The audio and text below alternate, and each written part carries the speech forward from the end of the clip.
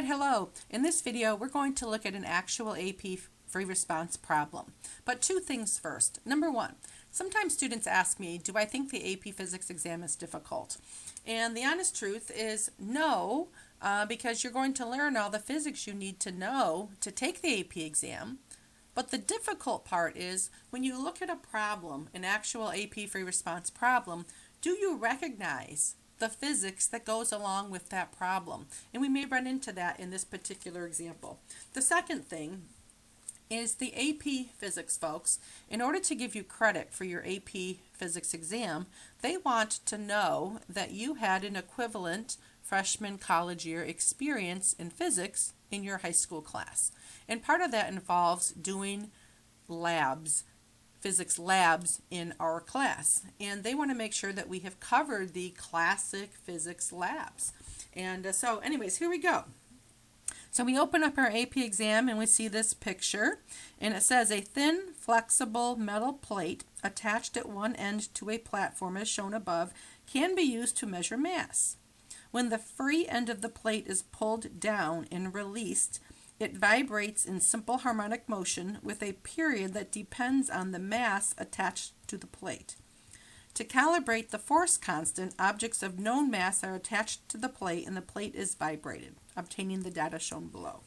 So the question is, when you look at this problem, do you see a correlation, a relationship with something that we did in our class, a topic that we studied, a lab that we did? And hopefully you see this is another variation of the inertial balance. And you need to recognize that, because if you didn't recognize that, then all these questions are going to seem kind of hard. But if you did recognize that, this might pop in your mind. Oh yeah, an inertial balance. That's like a spring that boings back and forth, and this relationship kind of goes along with this system. And when that's in my head, it's not so hard now. So I'll just store that there. On letter A, fill in the blanks in the data table. So we had increasing masses, the average time for 10 vibrations, and they want to know the period. Obviously the period is the time for one vibration, so I'm going to divide all of these numbers by 10. And so because I'm just dividing by 10, it wouldn't make any sense to truncate that and round it off. Okay, I'm just literally moving my decimal point over, so 1.06, 1.35, 14.7, and then 1.77.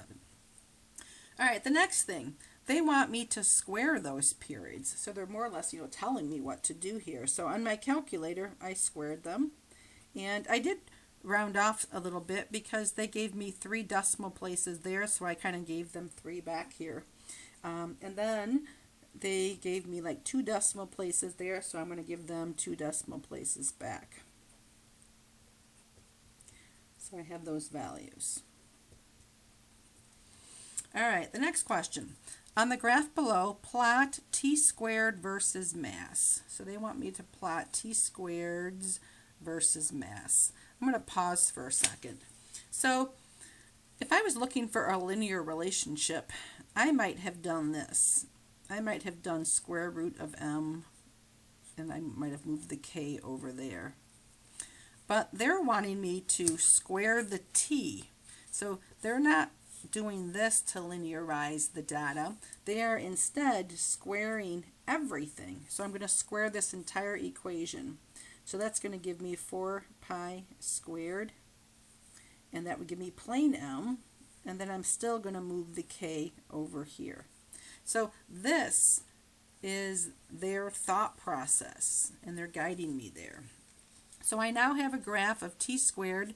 Notice that when they squared the t, they also squared the units. And we have our mass in kilograms down here. Always pay attention to the units. You'll see that in some subsequent videos that's important. All right, so I did that. Draw on the graph the line that is your estimate of the best straight line fit to the data. So one of the things you're supposed to bring to your AP exam is a ruler. And so you'll have a straight edge. And when you draw your best fit line, how they check your best fit lines is they count. do you have an equal number of points above the line, and do you have an equal number of points below the line? So that's kind of what I'm trying to make happen. And it's not always perfect, but that's what they're looking, that you strived to do that. So I might do something like this. And actually this was kind of bad because it really should go through the origin. How do I know it goes through the origin? Because if I did y equals mx plus b, I'll notice that this would be my y-axis, this would be my x-axis, and there is no plus b. So I'll be honest, this is a bad best fit line on my part. All right, but I'm going to go with it. All right, so now I'm flipping it over. And the next question says, an object whose mass is not known, so this is like our unknown moon rock, is vibrated on the plate, and the average time for 10 vibrations is 16.1 seconds. So I'm going to write that as period for 10 equals 16.1 seconds. From your graph, determine the mass of the object. All right, so from my graph. But now I have to like kind of pay attention to what I graphed. First of all, I graphed t squared, and this was the time for 10 vibrations. So the time for one vibration, or the period for one, is going to be 1.61 seconds. And on my graph it's t squared, so I'm going to square the 1.61 and I get 2.59 seconds. And they're really doing this to make sure you really understand the purpose of linearizing data and what you did on your graph. All right, so t squared is 2.59. So I'm going to look at my graph, and I'm going to take a t squared of 2.59, and again, please know that my graph is bad.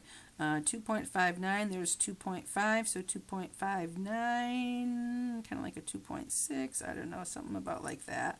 So I'll come across, and then I'll go down, and that would give me, that'd be 0.45, maybe like a mass of approximately 0.44 kilograms.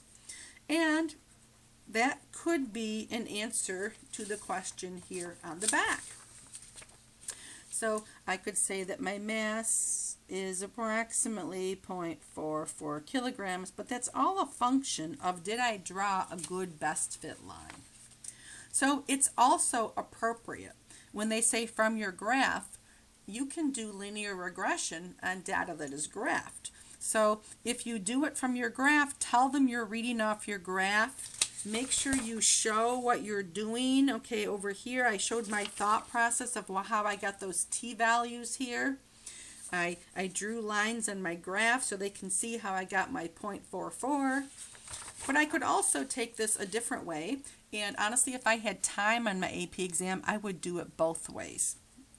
Using linear regression, y equals mx plus b. I graphed a t squared on my y-axis, and I put these data's columns in my calculator. This was my x value, this was my y value, and I would label it just like that so it was easily seen. And I got a slope value and a y-intercept, and m here stands for mass, and then I plugged in my 2.59 for the t squared, and I solved, and the mass technically is 0.48 kilograms. So you can see that my best fit line was actually not very good.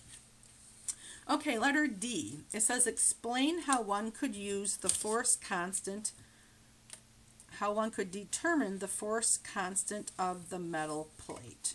So how about we do something like this? So I'm going to do exactly what I did on the front. I'm going to go T equals 2 pi square root of m over k.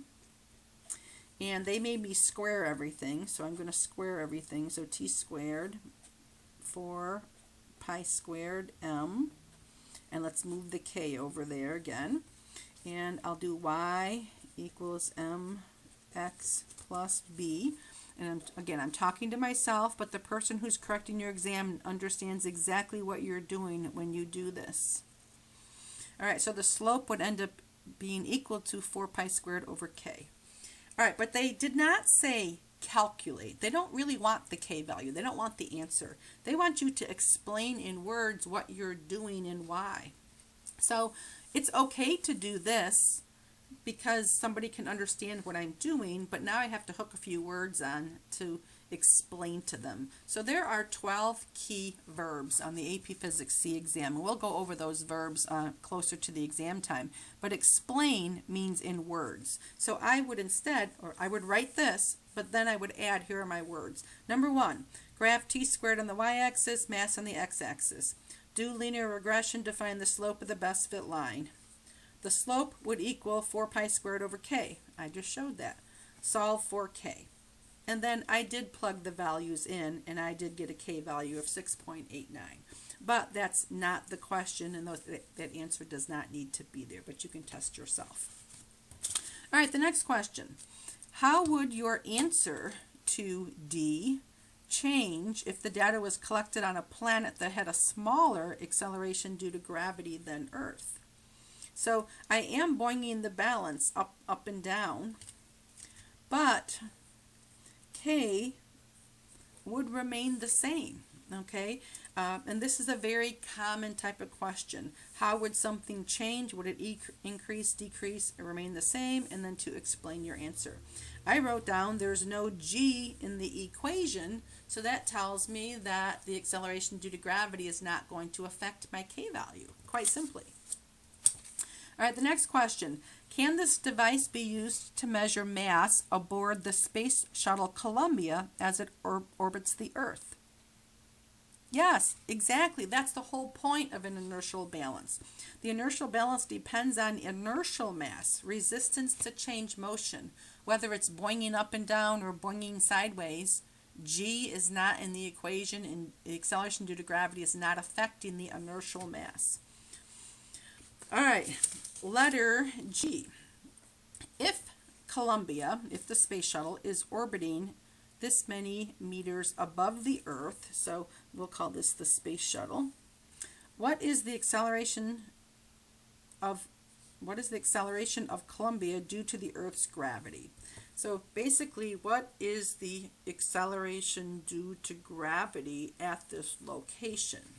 So we did have this equation last year, but you may not remember it, and this is going to be in Unit 7 in this year's class, so it's okay if this is a little out there right now for you, but here's our equation.